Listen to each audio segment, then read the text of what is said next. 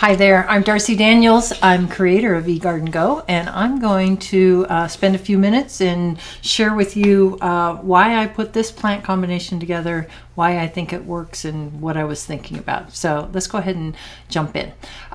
So I'm calling this one Fiery Combo for Full Sun.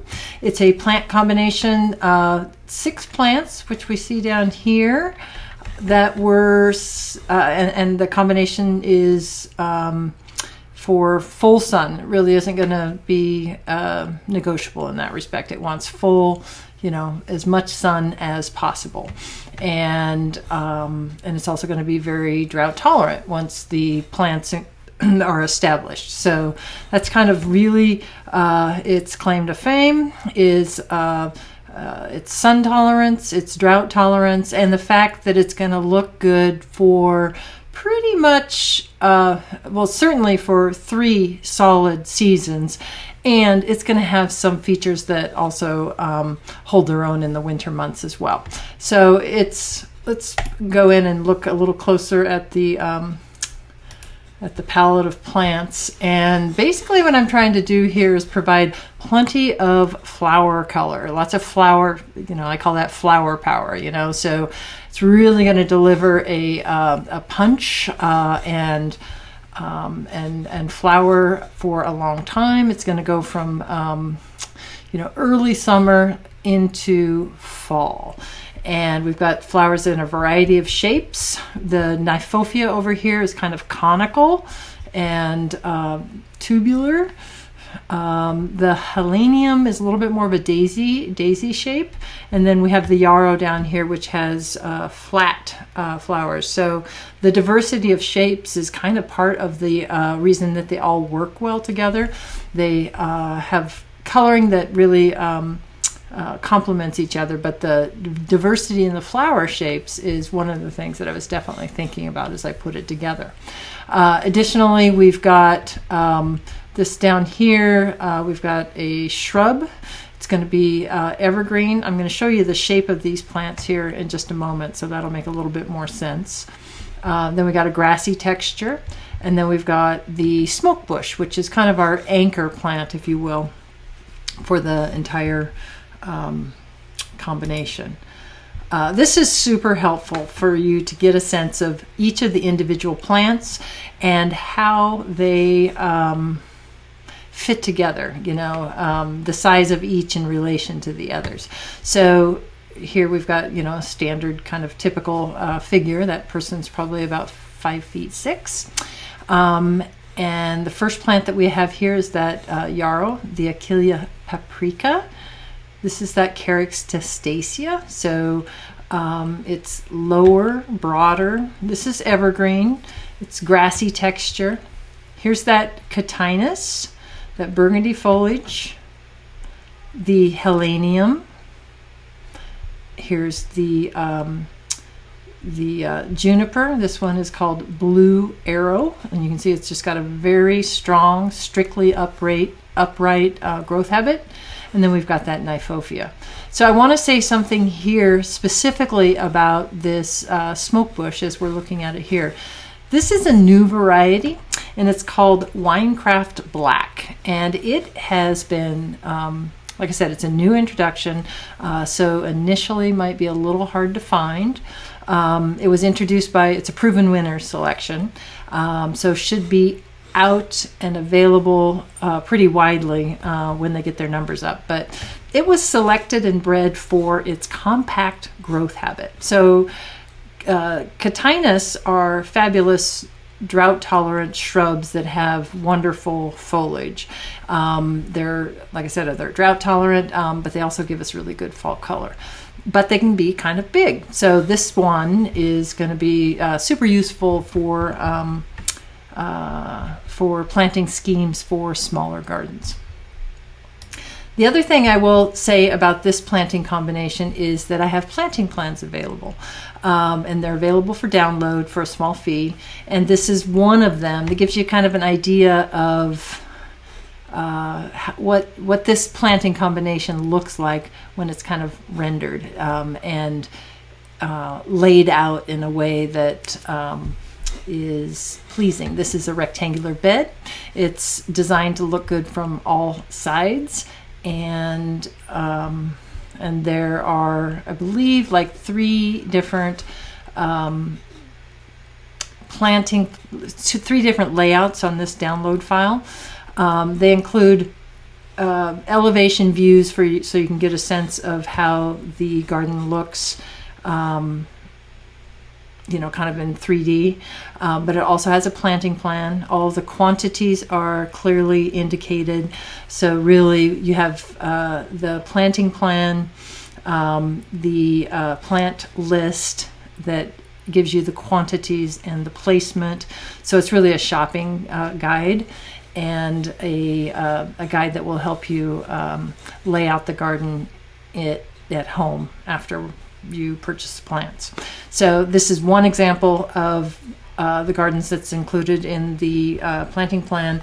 It has another rectangular bed that's designed to be viewed from one side, and then it has an L-shaped bed or a corner bed as well. So yeah, so this planting combination is a great one for color. It'll attract the pollinators. You know, it's got zippy, you know, the colors are really zippy and fun, and the hummingbirds are just going to go mad for this. So, but there's one thing, you know, it's like it's suitable for growing zones 7 and 8. And so there are, so what I want to point out is, looking down at this list of plants, I want to kind of talk about substitutions. And let's say you're gardening in a part of the country that is a lot colder than that. Well, a lot of these plants would work just fine in a colder climate. We've got the yarrow goes down to zone 3. That can grow in like lots of different areas, as can the smokebush. That's hardy to zone 4. Heleniums, that's hardy to zone 4. And junipers go down quite cold as well. But we've got 2 plants on here that aren't quite as cold hardy. So one way to think about the plant combinations on the site is to if you find a combination and you are living in a zone, you know, 5, what do? Well, try and figure out which plants in that combination are making it not suitable for your situation. And in this case, we've got that carex and the Nyphophia that are the kind of odd man out, if you will, for colder climates.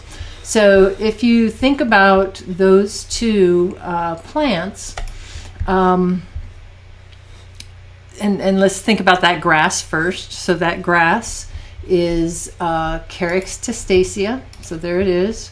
What is it grown for? It's fine texture, evergreen foliage. It is about 2 feet tall and wide, maybe 18 inches. So approximately 18 to 24 tall and wide. So we can go to the site and we can say, okay, well, show me the other grasses that would grow in a, you know, zone 4, zone 5, that have that fine grass-like texture and are also evergreen. And there are a number of different ones. And I didn't filter for size at this point, because I have one in particular that I'm going to go down here and show you that I think is quite similar, right? It's a carex also, but it's different. It's hardy to a zone 4, has that same fine texture, and honestly, I think it would substitute in quite well. So that would solve the Carex testacea. Now, the other one that didn't work as well was that Nyphophia. So what is the Nyphophia doing for us? Well, it is providing flower color. Its flowers are tall and narrow, kind of spires. It's about 18 inches tall, 18 by 18. So what else?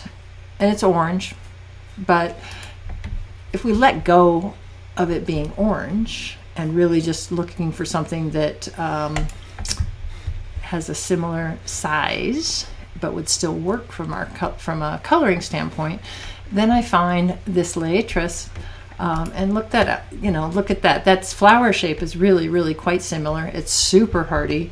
It blooms for a long time as well, and it's tough and drought tolerant.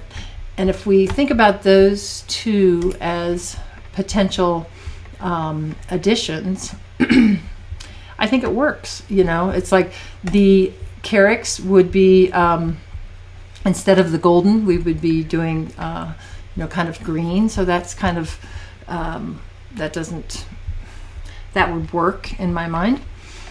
And sorry, I got to get back to that. Hold on. I lost myself. There we are. This is the one that we're looking at. And then finally, let's see, the Nyphophia, purple, the